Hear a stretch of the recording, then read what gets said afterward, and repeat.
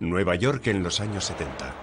Una oleada de emigrantes huye de la cruel opresión de la Rusia comunista. Entre ellos hay criminales que pretenden hacer realidad su versión del sueño americano. Yo les digo, si tú no me pagas, yo te mato. En colaboración con la mafia italiana, los gángsters rusos se involucran en el lucrativo negocio de la gasolina. Cada semana metíamos entre 8 y 10 millones de dólares en el banco. Las bandas rusas se convierten en completas asociaciones de tráfico de drogas, prostitución y armas. Tras la caída del comunismo en 1991, una nueva oleada de criminales rusos especializados en lucrativos delitos de guante blanco inunda Nueva York. Era criminal hasta la médula, quería hacerse un nombre, quería ser el brigada número 1 de Brooklyn. Cuando las violentas brigadas rusas aterrorizan Nueva York, las autoridades federales contraatacan. Mayo de 1972. La histórica visita del presidente de los Estados Unidos, Richard Nixon, a Moscú, abre una nueva era conocida como detente, distensión, el deshielo de la Guerra Fría. Como resultado de esta distensión, los líderes soviéticos permiten la emigración de miles de judíos rusos perseguidos. Muchos de ellos se afincan en los Estados Unidos. Ayer llegaron 600 judíos rusos al aeropuerto Kennedy de Nueva York, que han podido emigrar gracias a las nuevas leyes de inmigración estadounidenses. A lo largo de la década, unos 40.000 refugiados rusos de la Unión Soviética se asientan en Brighton Beach, un barrio de clase trabajadora judío situado en el extremo sur de Brooklyn, Nueva York.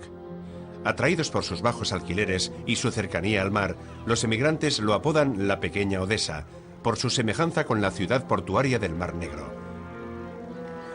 Uno de los que huyen de los grilletes del comunismo es Boris Neifeld. Yo soñaba con venir a América, porque pensaba que América es el país de las libertades, que había mucha democracia. Los recién llegados reproducen un microcosmos de la vieja Rusia, con sus carteles en cirílico y restaurantes que ofrecen caviar y otras especialidades rusas. Pero el gobierno soviético tiene planes ocultos. La KGB aprovecha la oportunidad para vaciar las temibles prisiones rusas o gulags de sus peores criminales. Mimetizándose entre los verdaderos refugiados, los delincuentes rusos pasan discretamente sin ser detectados por las fuerzas policiales. Tras varios intentos fallidos de trabajar honradamente como pintor y taxista, Boris Neifeld empieza a perseguir su versión del sueño americano. Robaba en sinagogas, robaba en iglesias, robaba en pisos. Hice muchos trabajos deshonestos. Cuando un rival no paga la deuda a Neifeld, este se la cobra por métodos expeditivos. Cojo una pistola, se la pongo en la cabeza y le digo, si no me pagas, te mato. Y paga. La reputación de Neifeld llega a oídos de un poderoso emigrante mafioso, Evsei Agron, alias el Pequeño Don. Agron supo de mi historia. Y me dijo, ven aquí, Boris, quiero hablar contigo. Y empezamos a trabajar juntos. En Rusia, Evsei Agron había estado encarcelado en un gulag por asesinato. Allí había sido nombrado Vor Bisakonie, o ladrón de ley, un título concedido a los niveles superiores de la hermandad del crimen ruso. Ladrón de ley es como el padrino, porque todos los ladrones de ley están rodeados de un grupo. Él es el líder. Al principio, los ladrones de ley eran nombrados dentro de las cárceles o gulags de Rusia. Su función era la de ejercer de jueces para resolver las disputas entre delincuentes. El ladrón de ley se rige por unos principios muy estrictos y lleva tatuajes que delatan su estatus en el hampa rusa. El exmafioso ruso Mani Chulpayev conoce el significado de las estrellas. Es sagrado. Ha recibido esas estrellas porque ha superado todas las pautas. Sakoni es una pauta, una norma. Y él es el ladrón de ley dentro de las leyes del Código Criminal. Agron instruye a Neifeld en su código criminal. Me lo enseñó todo sobre la ley criminal. Si eres un delincuente, debes ajustarte estrictamente a las normas. Agron utiliza a Neifeld para su red de extorsión, que se ceba en los propietarios de negocios rusos. Neifel manda a sus socios para provocar altercados. Se ponen a pelear, gritan. Y así boicotean la paz de su negocio. Es el timo del tumulto. En ruso se dice kachele. Consiste en provocar altercados fingidos. Es todo puro teatro.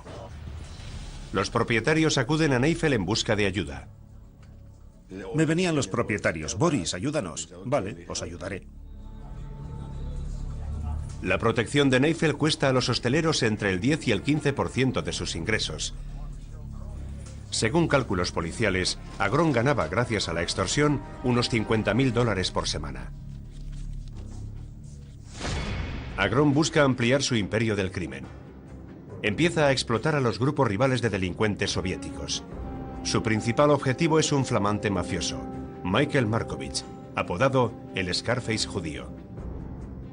El millonario Markovich maneja un lucrativo chanchullo de impuestos sobre el carburante. Controla una cadena de gasolineras y cobra un impuesto por cada litro vendido. Pero en lugar de devolver este impuesto al gobierno, se lo embolsa personalmente. Cuando el gobierno averigua quién es el responsable del fraude, los investigadores se tropiezan con una serie de empresas fantasma y una burocracia que no lleva a ninguna parte. Este sofisticado fraude se conoce como el timo de la guirnalda. Diciembre de 1982. En respuesta a las amenazas de Epstein y Agron, Markovich pide ayuda al mafioso de la banda Colombo, Michael Francis. Uno de mis hombres me pidió que ayudara a unos rusos que estaban teniendo problemas con el negocio de la gasolina. Ahí es donde me enteré de su existencia. Hasta entonces no me había tropezado con ellos. Francis ya controlaba la mayor red de estafa de carburante en Nueva York, pero ve una oportunidad en los rusos. Me sorprendió porque no era una banda callejera de jovenzuelos. Era una banda de tíos educados. Me pareció más interesante unirme a ellos que ir por las malas y deshacerme de ellos. Francis comprende que una alianza es más beneficiosa para él y ofrece el apoyo de la mafia para proteger las operaciones de Markovich frente a su rival ruso, Agron. Me dijo, este tipo está loco, y yo le dije, no te preocupes, nosotros lo estaremos más si hace falta. Francis es un negociador duro. El reparto era el 75% para nosotros y el 25% para ellos. Él protestó, pero le dije, ese es el trato, ¿lo tomas o lo dejas? Y lo tomaron. Es un acuerdo de beneficio mutuo que impulsa a la familia rusa hacia la cumbre del crimen organizado norteamericano. La nueva alianza Francis Markovich controla unas 600 gasolineras en Nueva York. Ampliaron el negocio del carburante y empezaron a vender el producto en enormes cantidades. En su mayor apogeo, la empresa mancomunada vende casi 2.000 millones de litros de gasolina en un mes. El dinero fluye a raudales. Cada semana metíamos entre 8 y 10 millones de dólares en el banco. Todas las semanas, los rusos y los italianos se reúnen para festejarlo. En Brighton Beach hay un lugar llamado Odessa donde organizaban fiestas a todo trapo. Lo que me impresionaba era que sacaran unas enormes bandejas hasta arriba de langosta. Les encantaba la langosta y, por supuesto, todo bien regado con vodka. Solíamos ir allí una vez por semana, nos ofrecían un espectáculo y lo pasábamos muy bien. Para mí fueron los mejores socios que he tenido nunca. Pero un buen día acaba la fiesta. El gobierno federal está sobre la pista de Francis. Lo acusan de ser el cerebro que está detrás de las operaciones ilegales por las que los mafiosos se embolsan $1.000 millones en impuestos no declarados. Francis se defiende en la televisión. El gobierno no me puede acusar de nada. No pueden decir, nos consta que Francis es miembro del crimen organizado. Que lo demuestren. Que enseñen alguna foto mía en alguna reunión. Que hagan algo. Hasta ahora no lo han hecho. Las autoridades intentan desesperadamente atrapar a Francis, pero no tienen pruebas. En Brighton Beach, el policía neoyorquino Joel Campanella recibe información sobre la creciente amenaza de las mafias rusas. Tienes que tratar con una cultura completamente distinta. Vienen de su país con una mentalidad diferente. Es muy difícil introducirte en esa comunidad y obtener información, especialmente si tú no hablas su idioma y ellos no hablan inglés. No sacas nada. El detective de la policía, Ralph Sefarello, comprueba que los criminales rusos son muy escurridizos, al contrario que sus colegas italianos. Eran diferentes a los demás delincuentes que yo conocía. Eran muy buenos en labores de contravigilancia. Había mucha gente que había sido perseguida por la KGB en su país. Allí era su forma de vida habitual. Mientras que la mafia italiana tiene una estructura jerárquica rígida, los rusos forman una extensa alianza de los rincones más remotos de la Unión Soviética. No tenían una estructura basada en un jefe, capitanes y soldados, como la nuestra. El tipo que aparentemente más dinero ganaba era el mejor considerado. La naturaleza diáfana de la red criminal rusa y su funcionamiento resultan difíciles de comprender para la policía. En 1983, el detective Campanella recibe una información anónima en forma de monigote esquemático, donde Evsey Agron es representado como la cabeza de la red mafiosa. Si lo veías en una foto podías pensar que era el típico abuelito bonachón, pero era una de las figuras principales de la mafia soviética que operaba en Brighton Beach. Al pie de la red de Evsey Agron está el sicario Boris Neifel. Cada fin de semana visitan la sauna rusa del Lower East Side de Manhattan, donde Agron dirige sus negocios delictivos con la seguridad de que nadie le está espiando con micrófonos ocultos. No confiamos en la gente. Vamos juntos a la sauna rusa. Nos quitamos la ropa, nos sentamos y hablamos de todo. Los repetidos intentos de Agron por infiltrarse en el negocio fraudulento de Francis y Markovich le han granjeado muchos enemigos.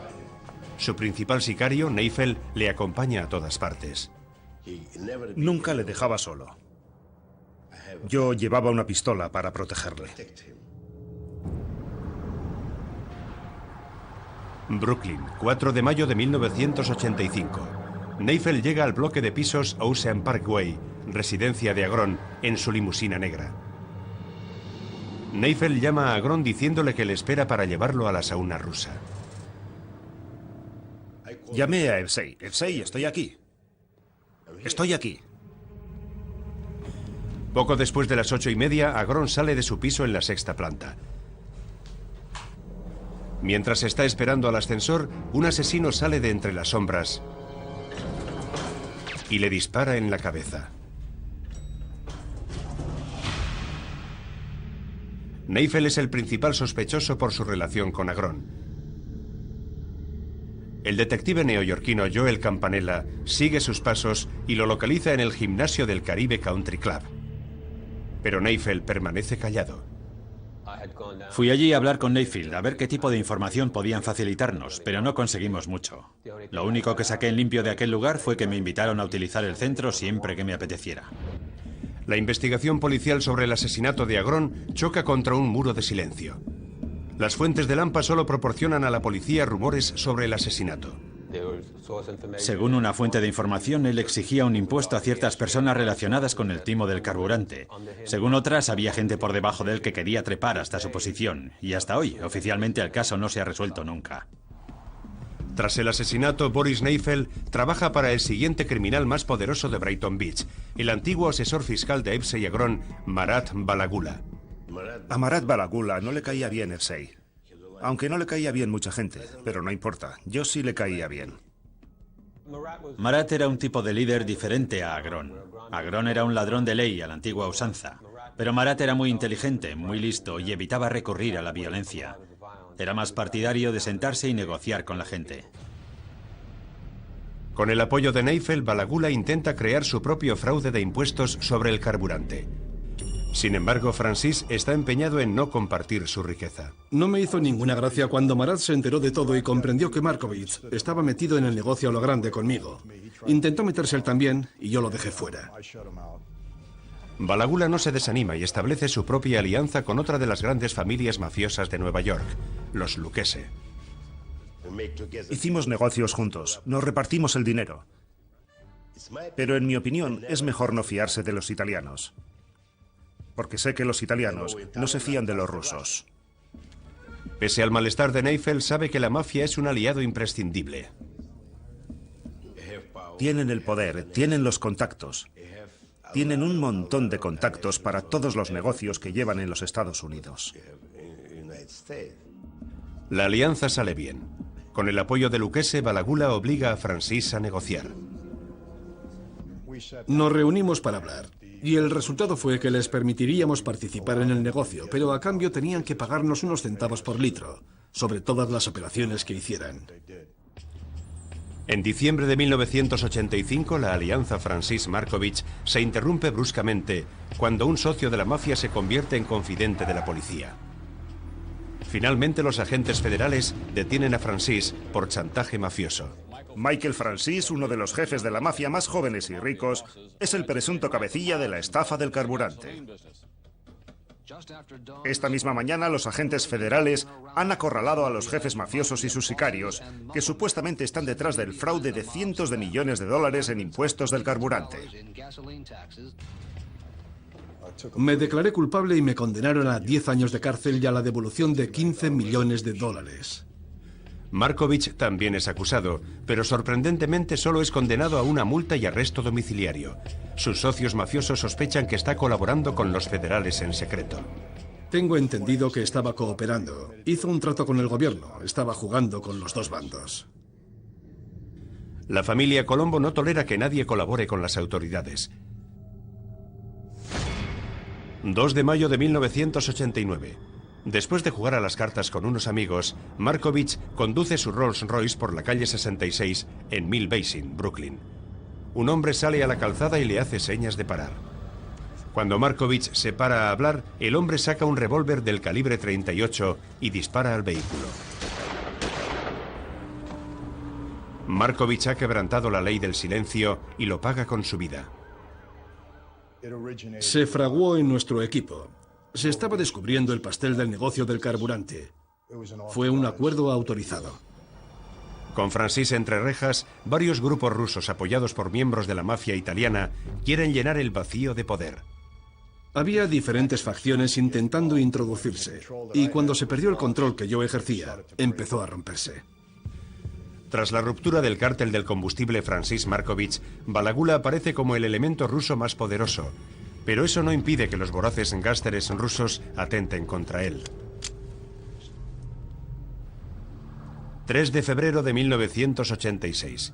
En los despachos de la Platinum Energy Company, el socio de Balagula, Boris Neifeld, y su socio, Ilya Seltzer, juegan a las cartas. De pronto, un pistolero irrumpe en la sala. El matón abre fuego con una ametralladora Uzi. En medio del caos, Seltzer recibe 10 balazos y muere allí mismo. Pensé que si no cerraba la puerta inmediatamente, moriríamos todos. Cuando Neifeld cierra la puerta de golpe, se lleva un balazo en la mano.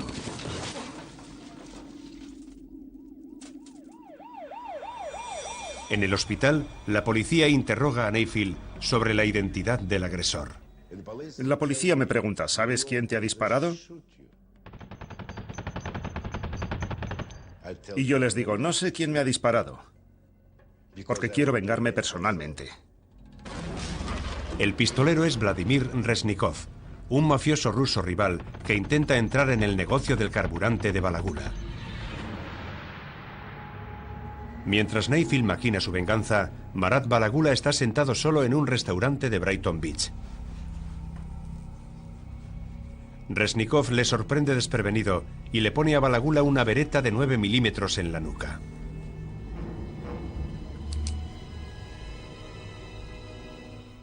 Él le dice, quiero 2 millones de dólares. Si no me pagas ese dinero, estás muerto. Balagula accede a pagar, pero en lugar de ello se dirige a la familia mafiosa Lucchese. Enfurecidos ante la amenaza hacia su lucrativo negocio, los Lucchese aceptan hacerse cargo del problema de Balagula.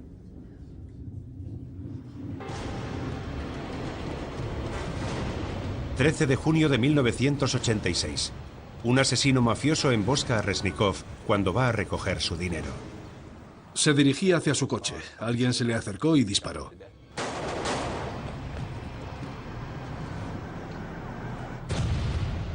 Decidido a matar a Reznikov personalmente, Boris Neifeld descubre que alguien se le ha adelantado. Antes de encontrarlo yo, ya lo había matado un italiano. Balagula está a salvo, pero su reinado como principal jefe de la mafia rusa en Brighton Beach no dura mucho. En 1989 es detenido y encarcelado por fraude con tarjeta de crédito y evasión de impuestos del carburante. Tras finalizar su formación criminal, junto a Marat Balagula y Evsei Agron, Boris Neifeld está muy ocupado construyendo su propio imperio del crimen. Empecé a hacer negocios con las drogas en los Estados Unidos. Pero a miles de kilómetros de allí, el telón de acero soviético empieza a desgarrarse. Los mafiosos de Brighton Beach se enfrentan a un nuevo desafío. Esta vez no es el de la mafia italiana o de la ley, sino de su propia patria. Tras 15 años en Norteamérica, la inestable mafia rusa se ha convertido en una sofisticada red criminal, involucrada en el fraude del carburante, la extorsión y el asesinato. Boris Neifeld, el mafioso de Brighton Beach, está muy ocupado transformando su propia organización en todo un imperio. Está montando una masiva operación internacional de contrabando de heroína. Tenía gente que viajaba a Bangkok y allí compraba la mercancía.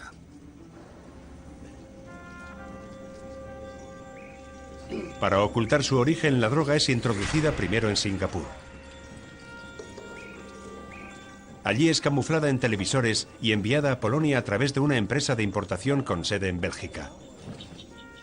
Después Neifeld envía correos o mulas a Polonia para recoger la heroína. Yo enviaba a gente que hacía de mulas y las mulas traían la heroína aquí. Los correos de Neifeld se sujetan la heroína al cuerpo y vuelan al aeropuerto Kennedy de Nueva York. Esta operación de contrabando tiene éxito porque el gobierno de Estados Unidos no considera a Polonia un país suministrador de drogas. Traer la mercancía me costaba $25.000. En Nueva York, Neifeld vende el kilo de heroína pura al por mayor por $140.000. Introduce un mínimo de 20 kilos al mes. Para evitar ser descubierto por la policía, Neifeld prohíbe a sus subordinados que trafiquen en la calle. La vendo pura. No la quiero cortar. Cada remesa mensual le hace ganar $2 millones.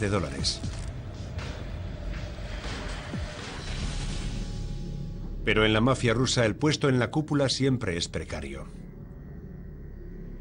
Un amigo envidioso llamado Monia Elson ha puesto sus ojos en el imperio mafioso de Neifeld. Elson, que ha vuelto a Brighton Beach tras una ausencia de 6 años transcurridos en una cárcel israelí por contrabando de cocaína, se ha perdido el pastel de los millones amasados por sus antiguos socios. Monia Elson es un nombre muy conocido en Brighton Beach. Yo lo definiría como un gángster de la vieja escuela. Elson establece su cuartel general en el Rasputin, un club nocturno muy conocido en Coney Island Avenue. Se rodea de un equipo de expertos matones, hábiles ladrones y extorsionadores y los envía a hacerse con los negocios ilegales de Brighton Beach. Enero de 1991. Mientras Boris Neifeld cena en un restaurante, un matón le coloca una potente granada bajo el tubo de escape de su coche.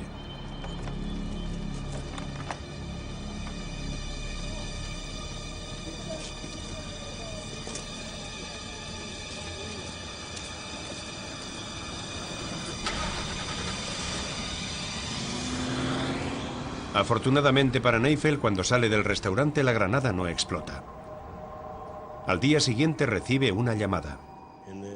Me llamó mi mujer para decirme: Boris, la policía ha encontrado una granada en los bajos de tu coche.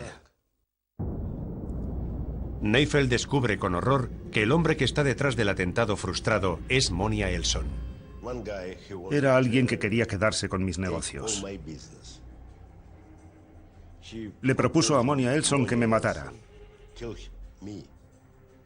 Yo a Monia Elson le consideraba un amigo. No me puedo creer que aceptara la orden de matarme.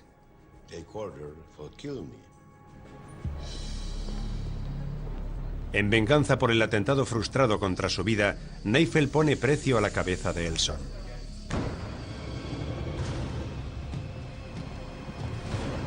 14 de mayo de 1991, 3 de la tarde. En la esquina entre Brighton Beach Avenue y la calle 6, cerca del Café Arbat, un lugar frecuentado por mafiosos rusos, Monia Elson está charlando con unos amigos. Un hombre se aproxima al grupo, saca una pistola y le descerraja 5 tiros a Elson en el estómago, dándose posteriormente a la fuga. Elson es llevado al hospital de Coney Island, donde los cirujanos le extirpan un riñón y 6 metros de intestino. Sobrevive milagrosamente. A finales de 1991, a casi 8.000 kilómetros de allí, el sistema comunista de Rusia se derrumba definitivamente. En la caótica transición hacia la democracia, florece el crimen organizado. Como resultado, el arsenal militar de Rusia inunda el mercado negro. Los misiles antiaéreos se venden al mejor postor, y los capos de la droga colombianos compran submarinos militares. Los veteranos del ejército de élite ruso viajan a Norteamérica para trabajar como asesinos a sueldo. Frustrado por el atentado fallido contra Elson, Boris Neifel ofrece $100.000 a un veterano de las tropas de élite llamado Alexander Slepinin para matar a Elson. Pero en lugar de cumplir el acuerdo, Slepinin aborda a Monia Elson. Le propuso a Monia decirle quién le había dado la orden de matarlo. Por cometer esta doble traición, Slepinin exige dinero. Le dice a Monia, quiero $50.000 por la información. Y Monia le dice, vale, te pago los 50.000. Dime, ¿quién ha sido? Slepinin le revela a Elson que fue Neifel quien lo contrató para matarlo. 23 de junio de 1992.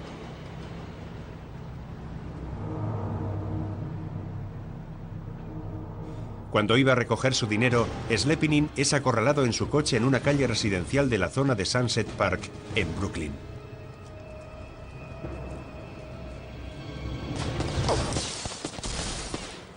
Los pistoleros acribillan el coche a balazos. Slepinin recibe numerosos impactos en la espalda y la cabeza. Monia lo mata porque no quiere pagarle el dinero. A medida que la disputa entre Neifel y Elson se convierte en una guerra, se producen muertos a ambos lados. Pero todos los intentos de Neifel de acabar con Elson son desbaratados. Hubo numerosos atentados contra su vida. Hubo uno en Los Ángeles y otro en el Arbat. Creo que también hubo otro en el extranjero, cuando estuvo de viaje. Sinceramente, he intentado matarlo todo el rato. Es un tipo con mucha suerte. 26 de julio de 1993. Elson regresa a casa después de hacer unas compras en Manhattan con su mujer y su guardaespaldas. Volvían de Manhattan. Él aparcó delante de su casa y salió del vehículo. Se aproximó un coche y un hombre empezó a disparar con una escopeta y creo que también con una automática. Le dieron en el estómago. Elson es nuevamente trasladado al hospital de Coney Island. El detective Ralph Cefarello acude rápidamente para interrogarlo. Intenté interrogarle para que me dijera quién le había disparado y él dijo, no lo he visto. Estaba sufriendo mucho. ¿Podría venir más tarde? Ya hablaré con usted. Cuando nos marchamos, creo que le dijo a su mujer, no les digas nada. Tenía enemigos. Evidentemente, en casos de este tipo, si no dispones de pruebas, no puedes realizar ninguna detención. La reacción de Elson es habitual. La policía está constantemente frustrada por la ausencia de colaboración entre las víctimas y los testigos de la comunidad rusa. Por aquel entonces, los rusos no confiaban en la policía. La gente no quería involucrarse ni colaborar con la policía, porque lo que ellos habían conocido en su país era la KGB y la corrupción.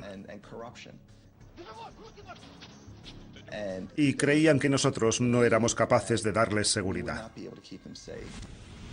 Sin la colaboración ciudadana, la policía no logra resolver la oleada de crímenes violentos que azota a la comunidad rusa de Nueva York.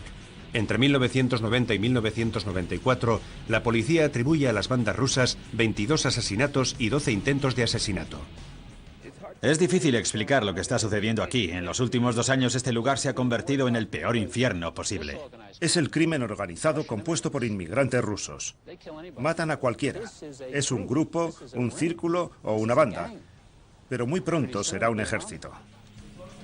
Como respuesta, el Ministerio de Justicia otorga la prioridad más alta a la investigación del crimen organizado ruso. Era evidente que teníamos que dedicar una brigada a este asunto. En mayo de 1994, el FBI y la policía de Nueva York crean un grupo operativo para combatir a las mafias rusas. Elson y Neifeld son objetivo de las investigaciones federales.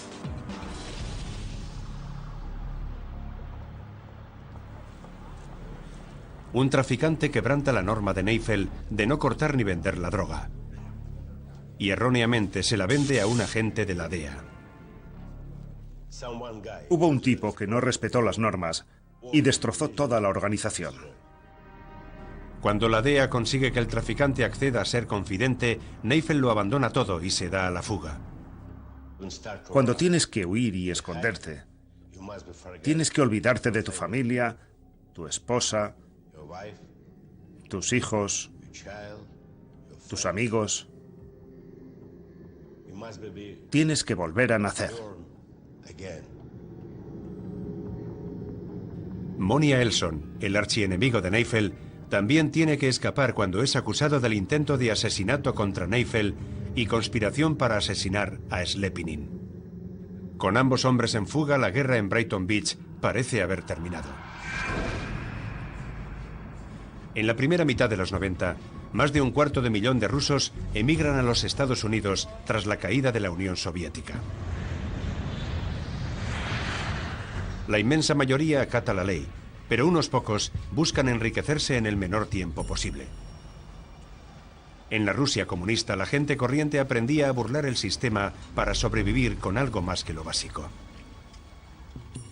Son muy buenos aprovechándose de las ventajas de la ley, de los vacíos legales. Ahora en Norteamérica, profesionales muy preparados utilizan sus habilidades para el fraude sofisticado. Llegó un grupo de jóvenes que enseguida se involucró en organizar fraudes financieros. Estamos hablando de personas que en Rusia eran médicos e ingenieros. Cuando dices de alguien que es científico espacial, en este caso a veces suele ser cierto. Había científicos espaciales venidos de Rusia. Sabiendo que la violencia atrae la molesta atención de la policía, la nueva generación de bandas rusas se centra en los delitos de guante blanco, atraídas por los altos beneficios y las benévolas sentencias de prisión.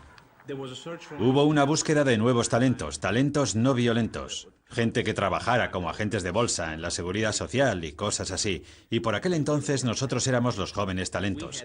Valíamos más que un pistolero. Mani Chulpayev, un emigrante ruso, se establece en Nueva York cuando la Unión Soviética se desmorona. En el instituto se aburre y pronto se siente atraído por la vida delictiva. Me juntaba con amigos y cometíamos pequeños timos con cheques y tarjetas de crédito. Al principio fue poca cosa, $500 aquí, 700 allá, pero sacábamos un buen dinero. Con 16 años ya tuve mi primer Mercedes. Iba al instituto a fardar, no precisamente a estudiar. A pesar de haber abandonado sus estudios, Chulpayev domina 5 idiomas y es muy bueno con los números. Su talento le lleva a trabajar en un garito de apuestas ilegal de los Lucchese.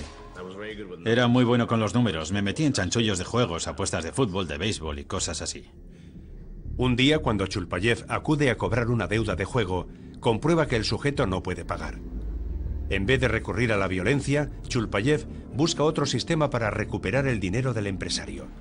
Descubre que la esposa de este hombre trabaja en Medicaid, el seguro sanitario nacional para gente con pocos recursos.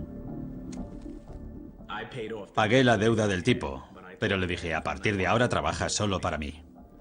Chulpayev reconoce esta lucrativa oportunidad. Sabe que puede vender los seguros sanitarios para pobres a gente con mayor nivel adquisitivo.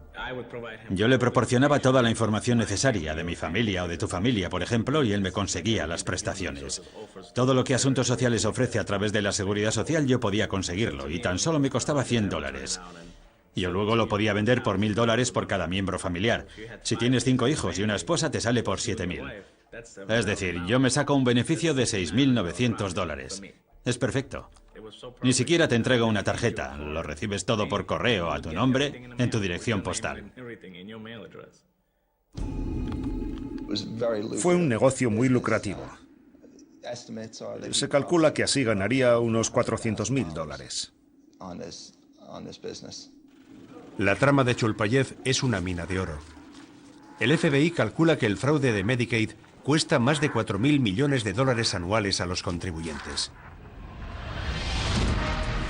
Al conocerse el lucrativo chanchullo de Chulpayev, este es abordado por un nuevo tipo de delincuentes rusos recién llegados. Me dijeron, tienes que venir a trabajar con nosotros. Estos malditos italianos pobres no te van a dar de comer durante mucho tiempo. Para asegurarse el talento de Chulpayev, la mafia rusa tiene que formalizar su contrato con sus actuales empleadores, la familia Lucchese. Tras una reunión, los italianos acceden a permitir que Chulpayev se una al grupo de rusos por $75.000. Cuando Chulpayev cambia su filiación, se lleva consigo a su mejor amigo y socio, Larry Musso. Sus empleadores se llaman a sí mismos La Brigada. Su objetivo es competir con la mafia italiana de Brooklyn.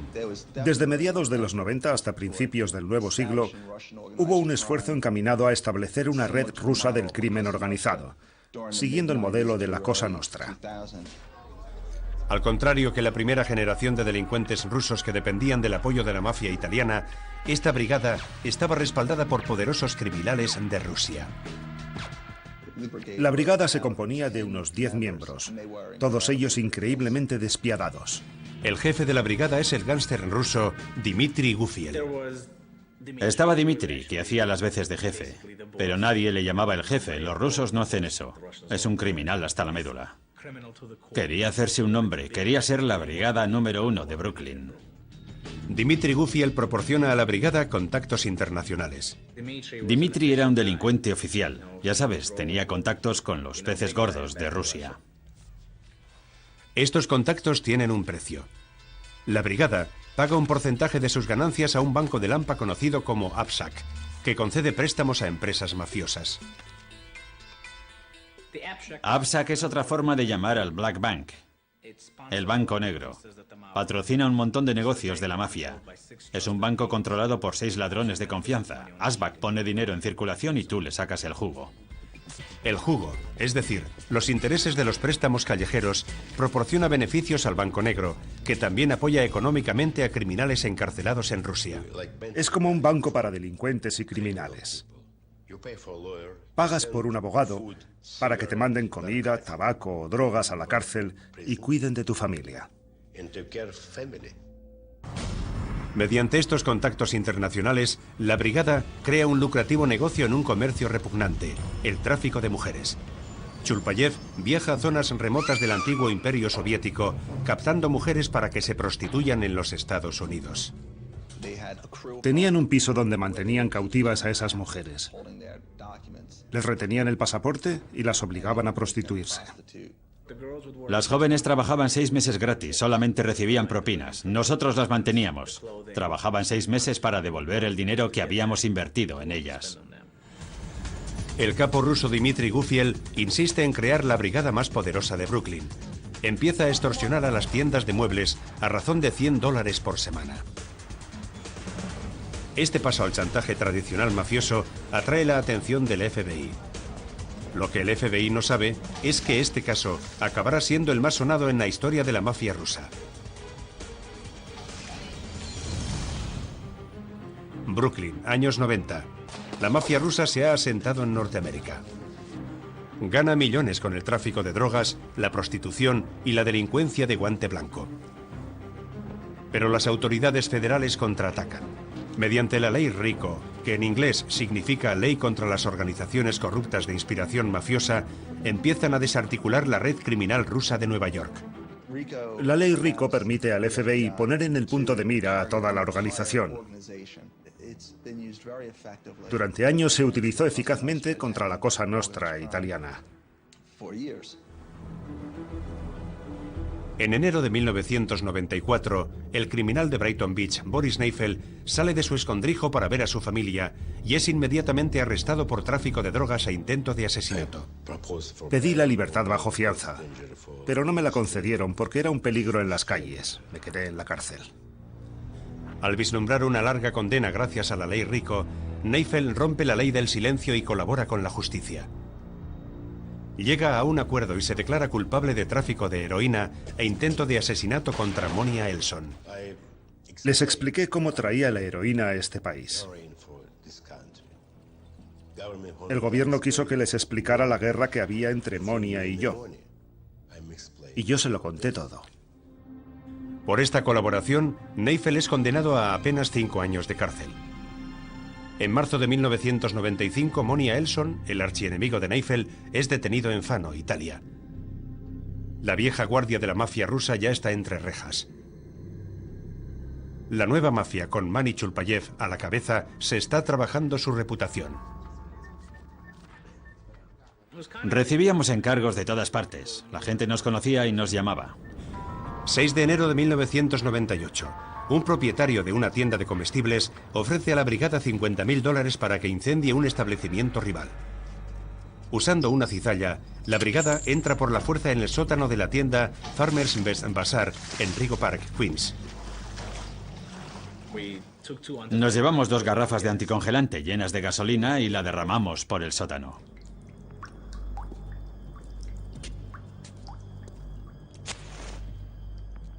El sótano es pasto de las llamas. No pensábamos que se incendiaría así. Inesperadamente el fuego se propaga a las tiendas adyacentes. En estos momentos detrás de mí pueden ver una de las tiendas con una intensa columna de humo que sale de ella. 33 unidades y 160 bomberos están combatiendo este incendio. El origen del fuego aún está siendo investigado. El incendio provoca daños por $1,5 millones y afecta a toda la manzana. Hubo un problema con el pago, porque ese tipo nos dijo: oye, yo no os pedí que hicierais eso, no sabía lo que ibais a hacer, de modo que tardamos un tiempo en que nos pagara. La creciente fama de la brigada genera un flujo constante de trabajo por parte de la comunidad rusa de Nueva York. Un joyero descontento con sus antiguos socios acude a la brigada para tramar un robo. Eran 2 socios. Estuvimos vigilándolos una semana para comprobar que el trabajo merecía la pena. La brigada envía a una de sus prostitutas a la joyería para coquetear con uno de los socios. Ella se prueba varios relojes y consigue una cita. La chica le dio nuestro número de teléfono y le invitamos a venir a uno de nuestros burdeles. El joyero espera una velada romántica, pero es secuestrado.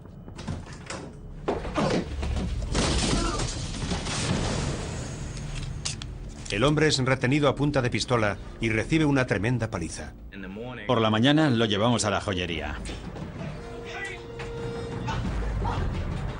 El joyero es obligado a abrirle su tienda. Les abre la caja fuerte, donde guarda $300.000 en oro, diamantes y piedras preciosas. Lo atamos y él nos pidió que hiciéramos que pareciese un robo para que al menos pudiera cobrar el seguro. Pese a ganar cientos de miles de dólares en robos de joyerías, estafas y prostitución, la brigada quiere más. El capo Dmitry Gufiel crea una red de protección mafiosa y extorsiona $100 semanales a las tiendas de muebles de Brooklyn. Comparado con los ingresos habituales de la brigada, el impuesto de protección es calderilla. Me solía decir: no es lo que hacemos, sino lo que somos, la imagen que tenemos. No importa que sean $5 o 5.000, voy a conseguirlos. La red de protección es la gota que colma el vaso. Hasta ahora la brigada había pasado desapercibida para la policía. Febrero de 1998. El FBI recibe una denuncia de que un grupo de rusos está extorsionando a tiendas de muebles de Brooklyn. Al ser considerado un caso rutinario, el caso es asignado al agente novato Greg Sheehy. El FBI empieza a vigilar a la brigada de Chulpayev.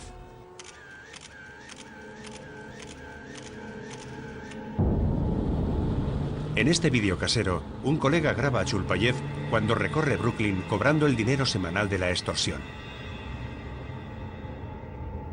Las cámaras de vigilancia del FBI congelan el momento en el que uno de los comerciantes entrega la paga semanal a Mani Chulpayev y Dmitry Gufiel.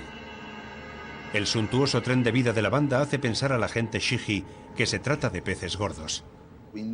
Sabíamos que estaban involucrados en más actividades criminales que las simples extorsiones. Con 6 tiendas de muebles a $100 por semana, no se podía vivir como ellos lo hacían. Viajaban en Mercedes, se divertían, iban a fiestas exclusivas. Lo mío siempre han sido los coches, los casinos y las chicas. Y había de sobra.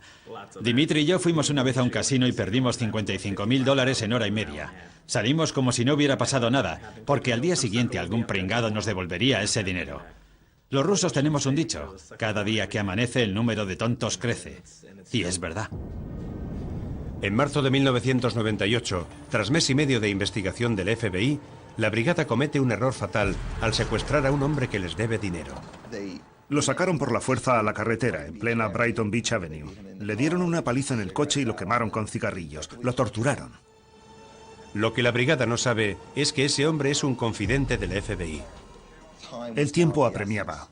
Había que resolver el caso de inmediato antes de que mataran a alguien. 31 de marzo de 1998. El FBI acorrala a miembros de la brigada de Brooklyn.